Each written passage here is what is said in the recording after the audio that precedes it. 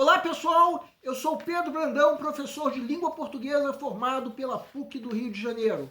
Começa agora mais uma videoaula do nosso canal Português Papo Cabeça. Em primeiro lugar, inscreva-se no nosso canal para não perder nenhuma das nossas próximas videoaulas e ative o sininho para receber todas as notificações. Nessa aula nós vamos comentar uma questão da prova mais recente do Enem. Uma questão que, de acordo com a nossa avaliação, tem um nível de resolução que vai de médio a difícil. De qualquer maneira, depois de uma leitura cuidadosa, é possível se sacar o gabarito. Vamos entender. Texto 1. É pau, é pedra, é o fim do caminho. É o resto de toco, é um pouco sozinho. É um caco de vidro, é a vida, é o sol. É a noite, é a morte, é o laço, é o anzol. É peroba do campo, é o nó da madeira. Caingá, candeia, é Matita Pereira. Texto 2. A inspiração súbita e certeira do compositor serve ainda de exemplo do lema antigo. Nada vem do nada, para ninguém, nem mesmo para Tom Jobim. Duas fontes são razoavelmente conhecidas. A primeira é o poema O Caçador de Esmeraldas, do mestre parnasiano Olavo Bilac. Foi em março, ao findar da chuva, quase à entrada do outono, quando a terra em sede requebrada bebera longamente as águas da estação. A outra é um ponto de macumba, gravado com sucesso por J.B. Carvalho, do Conjunto Tupi. É pau, é pedra, é seixo miúdo. Roda baiana por cima de tudo. Combinar Olavo Bilac e macumba já seria bom. Mas o que se vê em Águas de Março vai muito além. Tudo se transforma numa outra coisa, e numa outra música que recompõe o mundo para nós. Ao situar a composição no panorama musical brasileiro, o texto 2 destaca a. O diálogo que a letra da canção estabelece com diferentes tradições da cultura nacional. B. A singularidade com que o compositor converte referências eruditas em populares. C. O caráter inovador com que o compositor concebe o processo de criação artística. D. A relativização que a letra da canção promove na concepção tradicional de originalidade. E. O resgate que a letra da canção promove de obras pouco conhecidas pelo público no país. Peço para que deem uma pausa antes de ser dado o gabarito. O gabarito é letra A. A pergunta do enunciado é: o que o texto 2 destaca ao situar a composição no panorama cultural brasileiro? Vamos supor que você esteja na fase de pré-leitura da prova, a fase em que o candidato está fazendo uma leitura completa da prova como um todo, a fim de avaliar o grau de dificuldade de cada questão. Será que nessa fase é possível se eliminar qualquer uma das alternativas? Possível até, eu diria que sim. Mas o grande problema está no momento em que o candidato se encontra. Ele tem que fazer a pré-leitura da prova inteira. E o ideal é que ele não demande muito tempo para atribuir um grau de dificuldade a uma única questão. Dependendo do candidato, ele pode até perceber que uma alternativa é possível de ser eliminada com tranquilidade. Então, pelo método que nós já propomos na aula 333, que quem quiser pode acessar clicando no link que se encontra no canto superior direito, se não for possível se eliminar nenhuma das alternativas, nós atribuímos um nível difícil. Mas daqui a pouco nós vamos mostrar que, dependendo do candidato, é possível se eliminar uma das alternativas, eu diria, com tranquilidade. E é por isso que nós até aceitamos que se atribua um nível médio de resolução para essa questão. Agora vamos supor que chegou o momento de se resolver essa questão mesmo. Se o candidato atribuiu um nível médio ou difícil, é porque, no fim das contas, ele não conseguiu ainda sacar o gabarito da questão com segurança. Então chegou o momento de resolver a questão. Aí ele vai sentir a necessidade de fazer uma leitura mais cuidadosa. E aí ele tem que estar focado na pergunta do enunciado. Qual o destaque dado pelo texto 2? Então esse texto 2 tem que ser o principal foco do candidato nessa questão. Então ele vai reler o texto. Quem quiser pode dar uma pausa. Sobre o que esse texto fala? Sobre a inspiração que Tom Jobim teve em duas canções. uma canção popular vinda da macumba e outra erudita vinda do poeta Olavo Bilac. Na frase conclusão, o texto ainda diz que essas duas músicas se transformaram numa outra coisa. Então, duas músicas foram combinadas para formar uma terceira, no caso, Águas de Março. Logo, essa terceira música possui um diálogo com as outras duas, que são de tradições diferentes da cultura nacional, já que a macumba é uma tradição popular e a poesia de Bilac é uma arte erudita.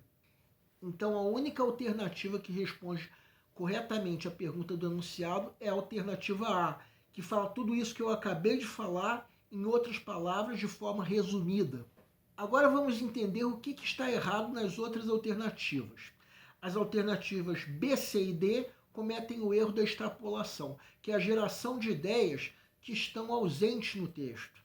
Já a alternativa E comete o erro da contradição, que é a geração de ideias que estão em desacordo com o texto. Vamos entender? A alternativa E, por exemplo, em relação ao texto, é absurda, porque essa alternativa diz que a letra da canção resgata obras pouco conhecidas, enquanto que o texto diz exatamente que as canções resgatadas são razoavelmente conhecidas. Então essa alternativa é exatamente a única que pode ser eliminada na primeira leitura do texto, dependendo do candidato. Quanto às outras, elas são eliminadas depois de uma leitura cuidadosa.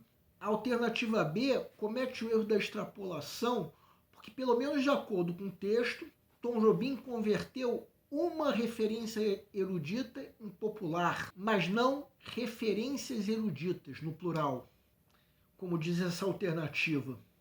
De certa forma, essa alternativa também comete o erro da contradição.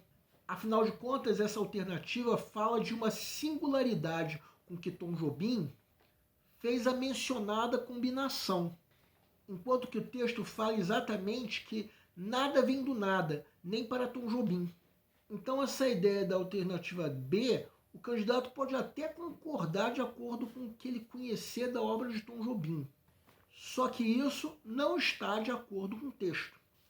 Sobre a alternativa C, mais uma vez, o candidato pode até concordar com essa ideia, pelo que ele conhece da obra de Tom Jobim, mas isso não está no texto. Quem quiser pode dar uma pausa e vai ver isso.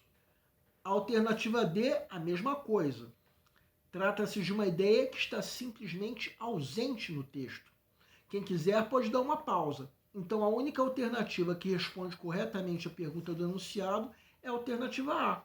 Bem, então vamos supor que o candidato esteja usando o método que nós já propomos em outra aula. Volto a dizer que esse método não é infalível.